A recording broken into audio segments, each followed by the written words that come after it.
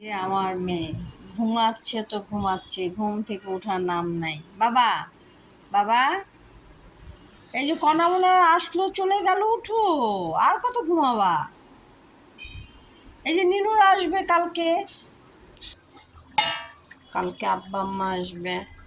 আমাদের বাড়ি গিয়েছিল, আমার নানু মারা গেছে, তো এখানে আসবে, আমাদের বাসায় উঠবে। তো যেহেতু আমাদের রাত্রে অনেক দেরিতে করে আমরা ঘুমাই, ঘুম থেকে উঠতে দেরি হয়, তো এর জন্য আমি রাত্রে এই মাংসটা রান্না করে ফেলছি। কালকে যেহেতু শুক্রবার, পোলাও রান্না করতে হবে, পোলাও রান্না করে নিব। আসসালামু আলাইকুম। সকালে তো আজকে ভয়াবহ ভূমিকম্প হলো, তো আমি পোলাও এখন আর ভেজে করি না, একবার পানি বসিয়ে দিয়ে তারপর করি।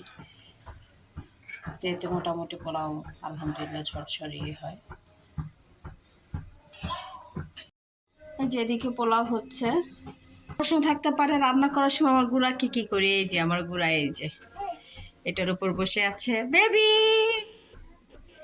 দেখি মাম্মি। হাফ যে গরুর মাংসটা রান্না করে রেখেছিলাম, আবার বসিয়েছি। এটা নরম হোক, আমাদের বাসায় সবাই নরম গরুর মাংস খায়। মাশাআল্লাহ, আমার বেবিটা বসেই আছে, গুড বেবি হয়ে। আই ফাই, ওরে বাবা।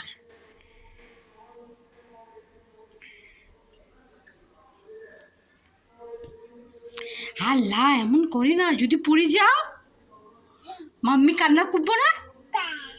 পাপা কান্না করবে। কি করছো? হুম, পাপা কোথায়? পাপা কোথায় গেছে? আল্লাহ পড়তে গেছে।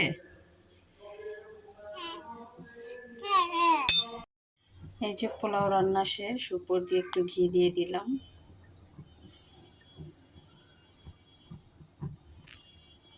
সেই সাথে সামান্য একটু ফুড কালার দিলাম, বাচ্চারা খাবে, ওরা একটু কালারফুল পছন্দ করে।